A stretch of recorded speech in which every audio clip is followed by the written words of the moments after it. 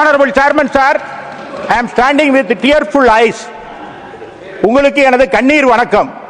Tamil Nadu is facing very serious situation, panic situation.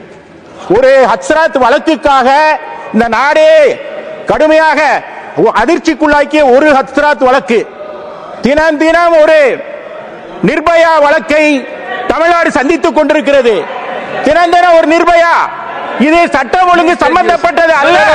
நாட்டின் மக்களை காப்பாற்ற வேண்டும் என்பதற்காக தமிழ்நாட்டிலே பெண்களுக்கு பாதுகாப்பு இல்லாத நிலை இருக்கிறது. ஒவ்வொரு நாளும் கடந்த 10 தினங்களில் 3 சம்பவங்கள் நடைபெற்றிருக்கிறது. 2.5 வயது குழந்தை இன்ஃபன்ட் raped by someone. மதுராந்தகத்திலே 14 வயது பெண் பைக்கில் சென்று கொண்டிருக்கிற போது ஒரு கும்பல் அவளை தூக்கி சென்று கற்பழித்து தெருவோரம் போட்டு விடுகிறது.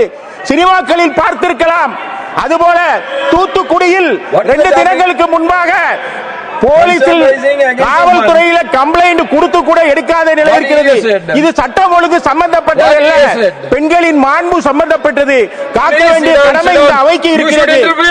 மணிப்பூரிலே பெண்களுக்காக கலக்குகிறவர்கள், மனம் இறங்குகிறவர்கள் தமிழ் பெண்களுக்காக தயவு காட்ட மாட்டீர்களா? இந்த அவை மணிப்பூருக்கு இங்கிருந்து ஒரு குழுவை அனுப்புகிறது. ஏன் தமிழ்நாட்டுக்கு அனுப்பக்கூடாது? மகளிர் ஆணையத்தை அனுப்புங்கள், இந்த நாடாளுமன்ற குழுவை அனுப்புங்கள். அங்கு நடைபெறுகிற அநியாயங்களை, பெண்களுக்கு பாதுகாப்பு இல்லாத நிலை இருக்கிறது. அந்த நிலையை மாற்றுவதற்கு நீங்கள் நடவடிக்கை எடுக்க வேண்டும். வழக்கிலே நாடாளுமன்றம் அவ்வாறு செய்திருக்கிறது. அதுபோல வழக்கிலே நாடாளுமன்ற உள்துறை செயலாளர் அறிக்கை பெற்றிருக்கிறார். ஏன் தமிழ்நாட்டுக்கு மட்டும் கேட்க மாட்டேங்கிறீங்க? தமிழ்நாட்டில் நடைபெறுகிற பெண்களுக்கு பாதுகாப்பு இல்லாத நிலை இருக்கிறது.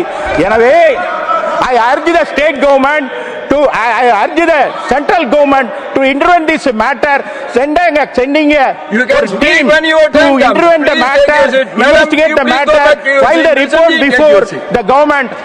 This is my urging, because மணிப்பூருக்கு கலங்குவீங்க, மெழுகுவர்த்தி ஏந்துவீங்க, ஆனா தமிழ் மக்களுக்கு கிடையாதா என்று கேட்டு விடைபெறுகிறேன். Let me listen to him. கண்ணீரோடு விடைபெறுகிறேன்.